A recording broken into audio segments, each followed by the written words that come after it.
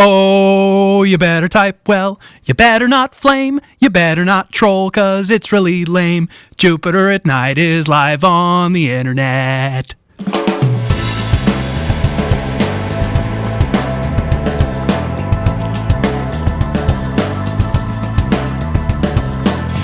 Good evening, everyone, and welcome to Jupiter at Night. My name is Chris. My name is Jeremy. Ow! Hey there, J-Man. Thanks. Welcome back. Hi. Thanks. Yeah. So this is the last week of Jupiter at Night in 2010. We're taking next week off. Yeah, we're taking it off for the holidays. We're going to be changing up some gear in the studio, and so we thought we gotta unplug. Oh, by the way, I'm planning to change up some gear in the studio. I figured you'd take the week to do so. Yeah. So we're going to take the week off, and we will be out. But because of that, we've been inspired to just create an entire content-packed week of Jupiter at Night. We have plans, people. Yeah. Plans. Okay, well, I'll save what tonight is. We'll tell you that in a second. But tomorrow is going to be our big Christmas episode, and we will be covering the greatest Christmas movies of all time. I'm looking forward to this. We might also mention some of that are the worst of all time as well, if we can think of any. But we'll focus on the best. Then on Thursday is going to be our New Year's episode, because we won't be here next week. It'll be our last show of the year. And you know what that means? You're on the internet. Mm-hmm. It's your New Year's episode. That means you kind of have to do a predictions episode. Yep, we're going to put on our Nostradamus hats and tell you what's going to happen next year. Let's do a 2011, total predictions. And then don't be afraid of when you're predictifying in your brain before the episode. If something strikes you as, man, that's way, way out there, like maybe 10, 15, 20, 30 years. Those are the ones that are going to be right. Save those, and we'll do those at the end of the episode, too. We'll just throw them in there. If you get a good one. Okay. And then also, we're toying with the idea. If you have interest, let us know in the comments. But we're toying with the idea of taking live Skype calls at the end of the episode to take your predictions. You have to tune in live. You can do that over at jupiterbroadcasting.com/live at 8 p.m. Pacific. And if you can't remember that, you can always check the calendar, jupiterbroadcasting.com/calendar. It'll tell you when we're live. So if you guys think you might want to get in and join us on the predictions, just let us know in the comments of this episode. Yes. We will do that too. All right. Let's do tonight now. TRON I'm ready. Legacy came out this weekend. Thursday night, the episode was delayed in coming out. It came out Monday, but Thursday night, Brian. It's because you got out of the studio and went and saw a movie. That's exactly why. Yeah, so my apologies, you guys, for those of you who were expecting an episode. It just happened to be that, when I left, that's when I had it, and when I got back, it was time to go to bed. It was Friday morning. Yeah, and then it was Friday morning. Then it was time for Lotso. Then it was time for Stoked, and then it was Christmas weekend. You had to do family stuff and shopping. Yeah. Apologies. I got a few. Like, what the f? Like, when I say a few, I mean like 1,000. Just a couple. So you guys are awesome because by the time I asked you on Monday, you were like, head off. Yeah, I was like, stop asking me that. But that's like a really good sign. So that's awesome. So, you can't complain about that. You just did. Yeah, that's how you can. Oh, okay. So I went and saw it, and I saw it in IMAX in 3D. I did not. You saw it in 2D? I saw it at the dinky little Stanwood theaters. Oh, no, I like those Stanwood theaters. I know. Did you butter your own popcorn? Yeah. God, their popcorn. You know what I really like about the Stanwood theaters, though? What? The theater that I went and saw this in seats like 200 plus. Yeah. There were 5 people there. Know. On a great. Friday night. I don't know how they stay open. Whoa. So I did see it in 3D, and I'm not. We're going to try to avoid spoilers, but I'll just say, it's worth it to see it on the IMAX screen. The 3D, I would not let it factor a large role in my decision. I won't. Well, so there's a lot of scenes that are in 2D. Most of the scenes are in 2D, but there's some really good moments. Like that just are the generic drama scenes and stuff like that, where they're just people talking. I almost don't want to say. Oh, but I'll just say it. So just skip past this next part if you don't want to hear it. But in real life, or don't say it in 3D, so it doesn't matter. In real life, in 2D, and when you go into the TRON, when you go into the world, it's in 3D. Oh, that's interesting. But not really strong 3D. Right. Pretty, like less depth perception than even Avatar had. Now, I don't actually know, but was this shot with 3D cameras? I don't know. Or was it one of those things where they added it in post? I don't know. I hope it wasn't that. I mean, it wasn't very impressive. But that wasn't really the main point of the movie. That was just for more fun. Just as a point, Uwe Boll in the chat room disagrees with you. He said it was impressive in 3D. I don't really think it was that impressive. The Disney logo was extremely impressive. Oh, I love that. Yeah. That was a great way to start it off, too. And that looked great in 3D. I wish we had it up in my space. Like, it was the TRON at first that 3D was really something, but I just couldn't didn't stick for me. All right. Well, I didn't see it in 3D, and the only things that I thought might have looked better in 3D, but might have gotten a little overboard on the visuals. Yeah. How were like the bike races and the games basically? Good. Like the disc battles and the bike races? Were they overdone at all? Did you feel like they were too in your face ever? No. Okay. Never felt like that. And it was, I was worried it would be hard on my eyes because the trailers were in 3D, and my eyes, I leaned over to Brian and I said, this is starting to bother me. I might, and you can't take it off, right? Because it's blurry. Right. It got a sort of a blur effect. So it's either watch with the effect or don't watch. And when the trailers stopped and the movie actually started, it stopped bothering me. Oh, so okay. they dial it down, and it's nice. It's not too hard. Now I wanted to talk about something that still though was slightly distracting, and so that was one of the things that kind of took me out of this movie. And one of the other things that I kind of struggled with a little bit, there's the Disney logo. Yeah. One of the other Kind things of hard to say. It's a little dark, but one of the other things I struggled with was young Jeff Bridges. yeah. Here's the thing that I feel like they. Okay, I want to say one thing first because they only could do what they could work with. Jeff Bridges doesn't talk like he did when he was younger anymore. He's got that slight bit of a thing to him now. Yeah. He doesn't sound like the same dude that he was when he was younger. Right. So the voice is always going to sound a little bit off from his face anyway. But I agree.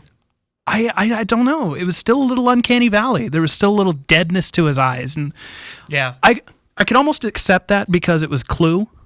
It wasn't really a real person. It was a digital construct. Exactly. But they did the same thing when he was him in real life.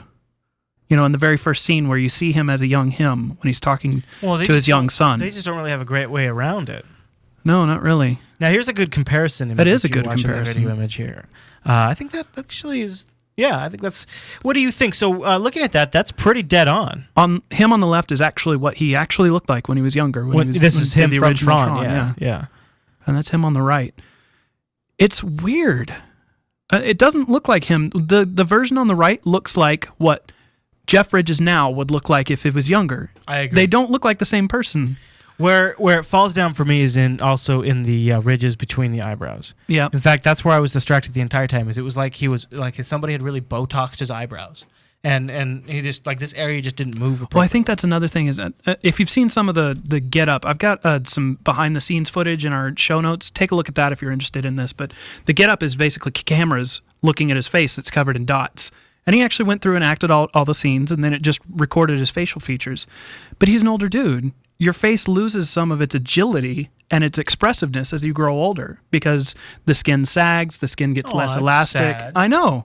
So a young version of a guy, if you're doing an old capture or a capture of an old dude's face, it's not going to look the same as it did when he was younger. It's going to look like a youngified old dude's face. It's exactly what it looks like. Yeah. Now, here's the thing about that. I decided that didn't bother me.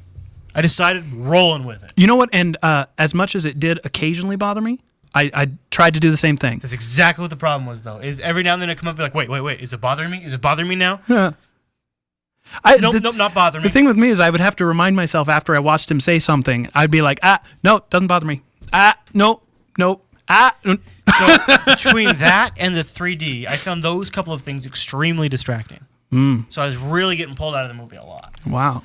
I though had a great time watching the movie. I felt like the movie had a few slow parts, but I enjoyed what happened during the slow part. I was actually going to say that I could have used more slow parts. Like, for example, when Sam finally interacts and meets his dad. Oh yeah. This is my main complaint. This scene could have been extremely heartfelt, very heart-wrenching to a point. Sure. But instead it was like, hey, dude. What's up, bud? How you been? It's been a long time. You look old. Okay, let's have dinner. There's a point where Sam retires to his room, and it's a little emo of a moment. It kind of bothered me. But at the same time, it wasn't emo enough, almost. That whole scene needed more pathos, needed more heartfelt emotion to it. But instead, it was just like, here's the meeting, here's the dinner, we're done. It was a little Star Wars. Let's go to a dance club. It was a little bit like how the new Star Wars movies were when they were doing their scenes. A little bit. A little more, rehearsed. Maybe this is just a take. Yeah. I don't know. Yeah, I totally know. And that scene, I think, because of that, because it wasn't that engaging, stretched it out. Just like this conversation just was. All right. Rikai says it's soulless. I agree. That's a pretty good way to put it. Yeah, that's not bad. I didn't I didn't agree. I didn't get the connection between Sam and his father, and it should have been a deeper connection, even if he was estranged for 12 years or whatever, lost in the grid. There was something more there during the first scene between young Sam and his father. CG dad. Yeah, and his CG dad than there was during them in this scene. I agree, but that's supposed to be because they're both sort of changed and they've grown apart. Yeah. A couple of things I don't want. These aren't really spoilers, but I'm just going to throw them out there. I actually overall liked the movie, but I just want to give you a couple of things that I thought about afterwards. I reflected on. I felt like it wasn't very computer-y. Yeah. Last time you were very aware that it was a computer environment. Here's something that I'd like to point out is back when the original Tron was made, people didn't really know how computers worked. I mean, like the average person kind of accepted the idea that there's little people inside the computer running around. Absolutely true. Doing magic. And now you can't really pull that off now. No. So you almost have to make it more of a fantasy world, more detached from what actual computers are in order to live in the Tron universe. Like you couldn't get by with only as fantasy-ific as I see what you're saying. I see what you're saying. I just think that's such a disappointment because I loved the quaintness. Well, here's a good example. In the original Tron, when Flynn first gets thrown into prison, captured and thrown into prison, one of the people he meets is a computer program named, I think it was RAM, who used to be an actuaries program from an insurance company. And he really loved helping people. He did. Yeah. And if you think about it just as an annual annuity and not as a payment that you're making. So anyway, he was a program. He was really a program. But the people that you meet in the new Tron Legacy aren't. Yeah. And they call themselves programs. But they don't have a character. They don't have a purpose. Right. I mean, the programs in the Matrix felt like they had more of a purpose. It's just they weren't computers anymore. They were just artificial constructs. NPCs. Yeah. Yeah. So those are that's sort of orbit. So it's interesting to hear you sort of echo. That's exactly kind of what I reflect on. All of that though, it's still. For example, I know some people are saying go see it just because it's like a great visual for the soundtrack. People are really raving about the soundtrack. I've heard nothing but good things about the soundtrack. I bought it today because I saw it for like $8 on Amazon. I got the digital version. I thought so. Yeah. It's okay. It's a soundtrack. It's a movie soundtrack. Yeah. And you heard a little bit of it. We played a little on the live stream just to see what people's opinions were. Mm-hmm. It's a movie soundtrack. That was one of the most surprising things I saw on the internet was I came home and I twittered out, hey, I just saw Tron. Pretty cool. I actually did like it as much as I'm poo-pooing on it tonight. I think that it's worth seeing. I do too. Especially if you're a fan of the first one. You have to see it if you're a fan of the original Tron. Yeah, absolutely. It's a must-see in that case. But it was like everybody everywhere was just talking about Daft Punk in their soundtrack. Yeah, oh yeah. And I was like, really? I didn't even notice it during the movie. Really? I kind of noticed Which is probably a good thing. I kind of was like, okay, yeah, they're doing some stuff right now. It felt a little Inception to me. And, little that bwom. Yeah. Bwom. Yeah, kind of droning bass notes. Yeah, but very movie dramatic. That's why it has the very movie dramatic sound. Mm-hmm. I liked it. The fact that I didn't recognize it didn't stand out to me while I was watching the movie is, like I said, I think that's a good thing. I'm going to listen to it a few times just for fun, but I don't really. It's not a must. It's not a must buy in my opinion. Yeah. Any other things you want to touch on in the movie? I think it's time we get into a little spoilers or potential spoiler territory because I have some. So if you stuck around this long, a couple complaints about the plot and the way things that went. Really. How deep are we going to go? I'm going to try not to give away anything that actually spoils the plot, but there might be a few details that I mention here that you won't know about if all you saw is the trailer. Okay. So if you don't want to know anything... Should I talk about my disappointment? Yeah, go ahead. So I talked to Brian after the movie because That is a disappointment. We carpooled, and we were talking about the movie on our way home to see what we thought, and I thought, I'll try to remember what he said so I could mention it on the show since we said we were going to go see it. And I think his big take, and it was also my walk away sort of first thought, and then this is kind of a spoiler. It doesn't affect the plot at all because it didn't happen, and that's where the disappointment lies. Is MCP, the Master Control Program, the big baddie from last one, the big red thing? Yeah, the big spinny red thing that was corrupting all the programs. And everything? It just didn't have any purpose. It wasn't in this at all. It wasn't there at all. And in its place was the bad guy that you've seen in the trailers. Yeah, and if you know the original, you'll know that like red programs mean they're corrupted, right? So from the Master Control Program, right? But the red and orange programs in Tron Legacy were just followers of Jeff Bridges' alternate. You know, Clue was the character's name. That's Right. the MCP. Yeah. Now you know who we're talking And I about. would have liked to see, and there could have been a few programs surprise character twists that could have been explained by the introduction of the MCP. It could have even been a quick epilogue. You know, the way the movie ended, I actually see it opening itself for a sequel. Like the I don't think it'd be MCP very good. Busted its way in. But even if it was just a quick epilogue at the end that, like, oh, Clue's down, so now the MCP has to show itself. Like, maybe it was the master puppeteer behind Clue this whole time or I know. something. See, the chat room saying, well, MPC was destroyed. MCP, Master Control Program. MCP was destroyed. It was cleansed. But backup copy. Of course. Backup. And he was kind of an analog to a virus anyway. He could have found his way back into the program somehow. All right, you want to lay on one of yours? Yeah, you know, the whole thing with the ISOs, the whole thing with the ISOs. Yeah. I was thinking CD images. No, well, they were called ISO something. They ISOs for Isomorphs. short. And just a quick description, if you're listening and you haven't seen it yet, ISOs were basically computer programs that created themselves. They showed up in the grid. Nobody created them. So, neat. Great idea. Cool. But they never did anything to explain anything about them or why they were so important or why they were dangerous, why Clue destroyed them, why anything. Well, It was all just like... Oh, hold on. It's because they... Well, first of all, they were... Should I say this? What? I guess you have to because I don't know what you're going to say. This is big spoiler. They were wiped out. Yeah. That once Clue took over the grid from Flynn... So, and the reason why Clue wiped them out is because they weren't controllable. They were perfect. imperfect. Yeah. But then but they're the big Flynn, thing because they're Flynn refers to them as perfect later on. Like they are the answer to all of the world's woes. And because what he's saying all along is what's the perfect is what's right in front of you. Like his son was, all that was perfect, and they're a new form of that because they're a whole new form of life. They're spontaneous creation. They're like two different bacterias in the pond coming together to make new life. they're in his grid. Yeah. I just think that they kind of they missed an opportunity to be scientific and nerdy, and instead just glossed over it and said, "These are cool. Accept it." The original was definitely nerdy. Yeah. And so that was just a little disappointing. So are you ending? There's a lot of disappointment stuff. Why are we dogging on it so much if we both like it? I don't know. I like the movie. It was fun. I think I'm just a harsh critic. It was just because it was fun, and it's a hard standard to live up to, I guess, and also because it could have been a little more.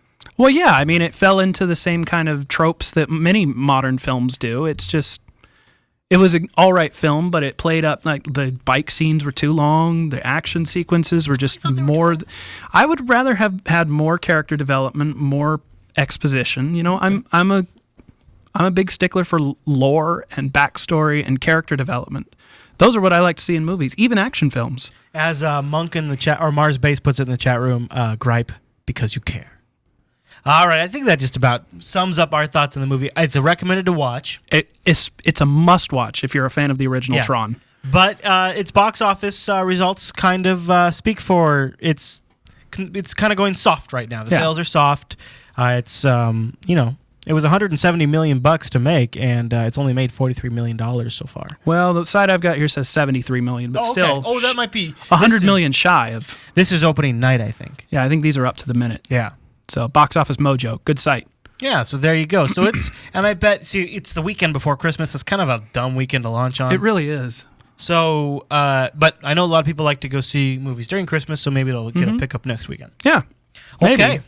All right, everyone. I hope so, because like I said, I think that they left this open enough that they could try to do a trilogy out of it. Jeremy, I was all right in everyone. That all was right. my whole thing that I did. Okay. I was going to tell them that if they wanted to tune in tomorrow night, they could watch our Christmas Why don't you go episode. ahead and tell them that then? Well, I just did, Jeremy. Oh, okay.